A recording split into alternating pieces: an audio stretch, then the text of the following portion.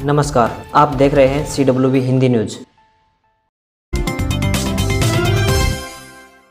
मौसम की जानकारी। 2 फरवरी को फिर करवट लेगा हरियाणा में NCR दिल्ली का मौसम। इस बार ज्यादा दिन रहेगी ठंड। दिन में धूप निकलने के बाद एक तरफ तो दिन का तापमान सामान्य के बराबर पहुंच गया है, वहीं रात्रि तापमान में बड़ी गिरावट देखने को मिल रही है। उत्तर पर्वतीय क्षेत्रों में भारी से भारी हिमपात हो रहा है, तो वहीं मैदानी क्षेत्रों पर बारिश और ओलावृष्टि की गतिविधियां देखी जा रही है। फरवरी महीने की शुरुआत से लेकर महीने के अंत तक वेस्टर्न डिस्टर्बेंस जारी रहने की संभावना है, जिस कारण हरियाणा और NCR दिल्ली में शीत ऋतु के दिनों में बढ़ोतरी दर्ज होगी। राज्य में 2 फरवरी तक आमतौर पर मौसम खुश्क रहने तथा दिन के तापमान में हल्की बढ़ोतरी होने की संभावना है। वहीं 3 फरवरी से दिन के तापमान में कमी आने की भी संभावना व्यक्त की जा रही है। राज्य के उत्तर व पश्चिमी क्षेत्रों में 3 फरवरी रात्रि व 4 फरवरी को बादलवाई और कहीं कहीं गरज व चमक हवाओं के साथ छिटपुट बूंदाबांदी या हल्की बारिश होने की संभावना बन रही है।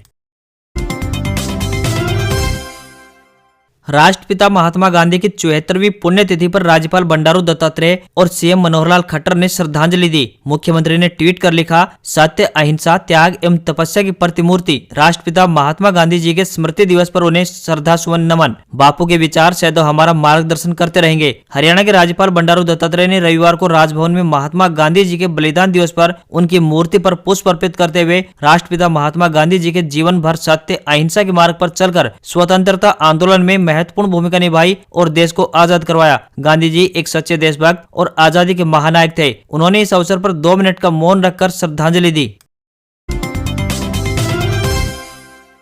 हरियाणा में नांगल चौधरी विधानसभा क्षेत्र की मुसनौता की पहाड़ी में 5 करोड़ 11 लाख रुपए की लागत से बनेगा चेक डैम। नांगल चौधरी विधानसभा क्षेत्र के गांव मुसनौता की पहाड़ी में 5 करोड़ 11 लाख रुपए की लागत से बनने वाले चेक डैम एक और जहां भूमिगत जल में सुधार करेगा, वहीं पर्यटन की दृष्टि से भी अहम होगा। हरियाणा सरकार से इस कार्य की स्वीकृति मिल चुकी है। अब 15 फरवरी को टेंडर खोले जाएंगे। यह काम पूरा होने के बाद यहाँ खूबसूरत नजारा देखने को मिलेगा। नांगल चौधरी के विधायक डॉक्टर अभय सिंह यादव ने विस्तृत जानकारी देते हुए बताया कि यह कार्य गाँव मुसनौता की पहाड़ियों में बहकर जाने वाले पानी को रोकेगा तथा इस पानी का सदुपयोग भूमिगत जल में सुधार तथा सिंचाई व्यवस्था को सुदृढ़ बनाने के लिए किया जाएगा। उन्होंने बताया कि पहाड़ी के नाले में 1.5 किलोमीटर लंबाई में पानी इकट्ठा किया जाएगा। यह प्रोजेक्ट पूरा होने के बाद यहाँ पर आसपास के क्षेत्र में हरियाली बढ़ेगी तथा इस झील पर खूबसूरत नजारा देखने को मिलेगा।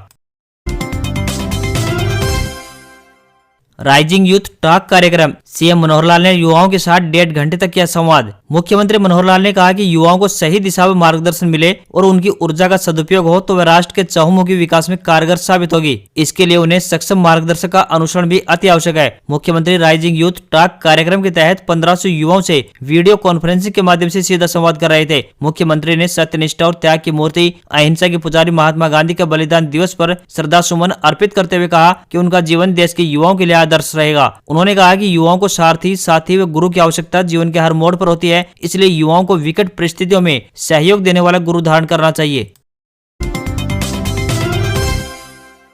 रेड क्रॉस सोसाइटी का फैसला। हरियाणा में अब दिव्यांगों को 24 घंटे के अंदर मिलेंगे उपकरण, नहीं करना होगा इंतजार। रोजमर्रा के जीवन को आसान बनाने के लिए उपकरणों का इंतजार करने वाले दिव्यांगों के लिए एक राहत भरी खबर है, क्योंकि अब रेड क्रॉस सोसाइटी दिव्यांगों के उपकरण संबंधी मांग को 24 घंटे के अंदर हल करने की तैयारी कर चुकी है। इसमें व्हील चेयर से लेकर तमाम उपकरण शामिल है। खास बात यहाँ पर यह है कि दिव्यांगों को उपकरण लेने के लिए भारतीय कृत्रिम अंग निर्माण निगम द्वारा लगाए जाने वाले शिविरों का पहले की तरह से इंतजार नहीं करना होगा, बल्कि उन्हें यह सुविधाएं तुरंत ही आवेदन के बाद यानी 24 घंटे के अंदर उपकरण दे दिए जाएंगे। पहले केवल शिविर का इंतजार करने के अलावा कोई चारा नहीं होता था, अब इसकी आवश्यकता नहीं होगी। 31 जनवरी को बंद हो जाएगा मेरी फसल मेरा ब्यौरा पोर्टल। पंजीकरण करवाने में महेंद्रगढ़ जिले के किसान अब भी पहले स्थान पर हैं। प्रदेश सरकार द्वारा निर्धारित न्यूनतम समर्थन मूल्य पर फसल बेचने के लिए किसानों को मेरी फसल मेरा ब्यौरा पोर्टल पर रजिस्ट्रेशन करवाना अनिवार्य है। किसानों को अपनी फसल का पंजीकरण करवाने के लिए सरकार ने 31 जनवरी यानी आज तक का समय दिया है। कृषि एवं किसान कल्याण विभाग के उप निदेशक डॉक्टर वजीर सिंह ने बताया कि किसानों को अपनी फसल का पंजीकरण मेरी फसल मेरा ब्यौरा पोर्टल पर 31 जनवरी यानी आज तक स्वयं मोबाइल से या फिर साझा सेवा केंद्र से करवा सकते हैं। अब अभय चौटाला कर रहे हैं हरियाणा में तीसरा मोर्चा बनाने की तैयारी। भाजपा नेता बीरेंद्र सिंह पर भी नजर। इनेलो प्रमुख ओम प्रकाश चौटाला की देश में तीसरे मोर्चे के गठन की योजना भले ही अभी साकार रूप नहीं ले सकी, लेकिन उनके छोटे बेटे इनेलो महासचिव अभय सिंह चौटाला ने प्रदेश में ऐसे मोर्चे के गठन की प्रक्रिया आरंभ कर दी है। इस राज्य स्तरीय मोर्चा को लेकर पूर्व केंद्रीय मंत्री और भाजपा नेता बीरेंद्र सिंह पर भी नजर है। अभय चौटाला इस मोर्चे को भाजपा व जसपा गठबंधन के विकल्प के रूप में देखते हैं। अभय सिंह चौटाला की परिकल्पना वाले इस मोर्चे में हरियाणा के बाद तमाम नेता शामिल हो सकते हैं, जो फिलहाल अपने अपने राजनीतिक दलों से अलग थलग पड़े हैं। इसमें कई पूर्व मंत्री और पूर्व विधायक भी शामिल हैं। हरियाणा विधानसभा में विपक्ष के नेता रह चुके अभय सिंह चौटाला पिछले कई दिनों से प्रदेश में तीसरे मोर्चे के गठन के तार बुन रहे हैं। इसके लिए वे कभी चंडीगढ़ तो कभी गुरुग्राम, सिरसा और दिल्ली में उन नेताओं से मुलाकात कर रहे हैं जिनके सहयोग से तीसरा मोर्चा खड़ा किया जाना है। अपने राजस्थान दौरे के दूसरे दिन हरियाणा के डिप्टी सीएम दुष्यंत चौटाला बीकानेर जिले के नोखा गांव पहुंचे और वहां निर्मित जननायक लाइब्रेरी का उद्घाटन किया। डिप्टी सीएम ने कहा कि इस लाइब्रेरी में राजस्थान और केंद्र की सरकारी नौकरियों की तैयारी के लिए पर्याप्त किताबें और कंप्यूटर उपलब्ध करवाए जाएंगे। डिप्टी सीएम ने बुजुर्ग से ही लाइब्रेरी का उद्घाटन करवाया। दुष्यंत चौटाला ने बताया कि कई गाँव में युवा लड़कों और लड़कियों में लाइब्रेरी पहुंचकर पढ़ाई करने का रुझान बन रहा है। उप मुख्यमंत्री दुष्यंत चौटाला ने बीकानेर के शहीद चंद्र सिंह चौधरी जी की प्रतिमा पर पुष्पांजलि अर्पित कर उन्हें श्रद्धांजलि दी। वहीं डिप्टी सीएम दुष्यंत चौटाला बीकानेर के देशनोक स्थित करणी माता मंदिर में भी दर्शन करने के लिए पहुंचे, वहां पूजा अर्चना की। दुष्यंत चौटाला ने श्री गुरु जम्बेश्वर महाराज के पवित्र स्थल मुक्तिधाम मुकाम में भी श्रद्धा सुमन अर्पित कर सभी के लिए अमन, चैन और समृद्धि की कामना की। इस दौरान नोखा से बीजेपी विधायक बिहारी लाल बिश्नोई भी उनके साथ रहे। 1 फरवरी से खुलेंगे स्कूल, कॉलेज व अन्य शिक्षण संस्थान। कोविड नियमों की करनी होगी पालना। सरकार द्वारा कोरोना महामारी के मद्देनजर बंद किए गए शिक्षण संस्थानों को 1 फरवरी से खोलने की तैयारियां की जा रही हैं। दादरी में भी स्कूल कॉलेजों को खोलने की कवायद शुरू हो गई है। विभाग द्वारा स्कूलों में 10वीं से 12वीं तक की 3 कक्षाओं को लगाने का निर्णय लिया गया है। वहीं अन्य शिक्षण संस्थानों में पहले की तरह सभी कक्षाएं लगाई जाएंगी। कॉलेजों में मास्क व वैक्सीनेशन के बगैर प्रवेश निषेध रहेगा।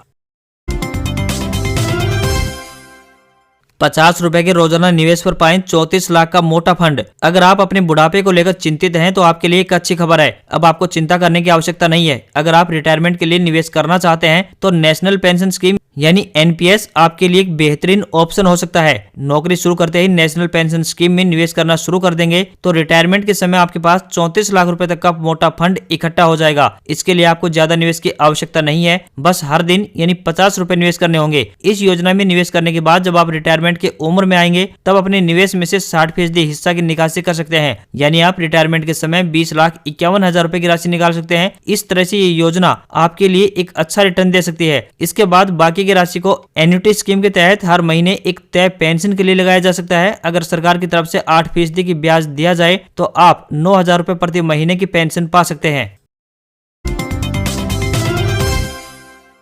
हरियाणा में नारनौल व रेवाड़ी में चौकीदार, क्लर्क व ड्राइवर समेत कई पदों पर आई भर्ती। इंटरव्यू के आधार पर होगा चयन। CHS recruitment 2022 update. अगर आपने 8वीं, 10वीं या 12वीं पास कर ली है और सरकारी या प्राइवेट नौकरी की तलाश में घूम रहे हैं तो आपके पास नौकरी पाने का इस समय सुनहरा अवसर है। भूतपूर्व सैनिक अंशदायी स्वास्थ्य योजना यानी ईसीएचएस में ex serviceman contributory health scheme ने नारनौल, रेवाड़ी, अलवर में चौकीदार, क्लर्क समेत कई पदों के लिए भर्ती प्रकाशित की है। एजुकेशन क्वालिफिकेशन यानी शैक्षिक योग्यता की बात करें तो 10वीं या 12वीं पास इस आवेदन के लिए अप्लाई कर सकते हैं। इन पदों पर उम्मीदवारों का चयन इंटरव्यू के आधार पर किया जाएगा।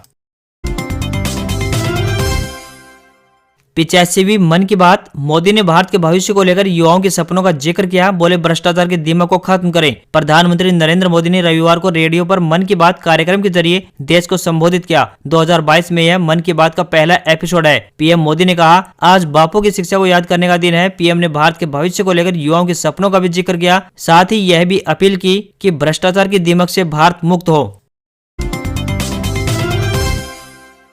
देश में 2,08,000 नए केस मिले, वहीं 2,59,000 लोग ठीक भी हुए। केरल में 50,000 नए मरीज, पर बड़े शहरों में घट रहे हैं केस। देश में रविवार को रात 10:15 तक 2,08,000 नए कोरोना संक्रमित मिल चुके हैं, जिनमें 50,000 से ज्यादा केस अकेले केरल राज्य से हैं। हालांकि इस दौरान 2,59,000 लोग इस महामारी के असर से उबर कर ठीक हो गए हैं, जो कि एक अच्छी खबर कही जा सकती है। खास बात यह है कि दिल्ली, मुंबई समेत देश के सभी प्रमुख शहरों में नए संक्रमितों की संख्या घटती दिखाई दे रही है। पिछले 24 घंटे के दौरान 905 लोगों की मौत दर्ज की गई है। देश में पिछले 9 दिनों से नए केस में लगातार गिरावट देखी जा रही है। अमेरिका में बर्फीला तूफान, न्यूयॉर्क और बोस्टन में बिजली गुल, 7 करोड़ लोग आफत में। कुछ इलाकों में 12 इंच मोटी बर्फ की चादर। अमेरिका के ईस्ट कोस्ट में बर्फीला तूफान केनान भयानक तबाही मचा रहा है। तूफान की वजह से लगभग 7 करोड़ लोग आफत में पड़ गए हैं। न्यूयॉर्क और बोस्टन की बिजली गुल हो गई है, जिस वजह से शहर की रफ्तार पूरी तरह से थम गई है। New York, new Jersey, Maryland, Rhode Island और वर्जीनिया राज्य में इमरजेंसी लगा दी गई है। इस इलाके में 4 साल बाद इतना बड़ा तूफान आया है। शनिवार को नेशनल वेदर सर्विस यानी NWS ने इस बॉम्ब साइक्लोन को लेकर चेतावनी जारी की थी। न्यूयॉर्क शहर की सड़कों पर भी 4 इंच से ज्यादा मोटी बर्फ की चादर बिछ गई है। न्यूयॉर्क और पड़ोसी राज्य न्यू जर्सी में आपातकाल घोषित कर दिया गया है। अनुमान जताया गया है कि तूफान के दौरान 80 से 120 मील प्रति घंटे की रफ्तार से तेज हवाएं चलेंगी। इस वजह से स्थिति और ज्यादा खराब हो सकती है। IOCL में 626 अप्रेंटिस के पदों पर निकली भर्ती। 12वीं पास अभ्यर्थी कर सकते हैं आवेदन। 6 फरवरी को एग्जाम। टेक्निकल और नॉन टेक्निकल फील्ड में नौकरी की तैयारी कर रहे युवाओं के लिए एक अच्छी खबर है। इंडियन ऑयल कॉर्पोरेशन लिमिटेड यानी IOCL ने 626 पदों पर अप्रेंटिस की भर्ती निकाली है। इसके लिए 12वीं पास अभ्यर्थी IOCL की ऑफिशियल वेबसाइट iocl.com पर जाकर आवेदन कर सकते हैं। अभ्यर्थियों का चयन रिटन टेस्ट के आधार पर किया जाएगा। ये भर्तियां राजस्थान, चंडीगढ़, हरियाणा, हिमाचल प्रदेश, जम्मू कश्मीर, दिल्ली, पंजाब, उत्तराखंड और उत्तर प्रदेश में की जाएंगी।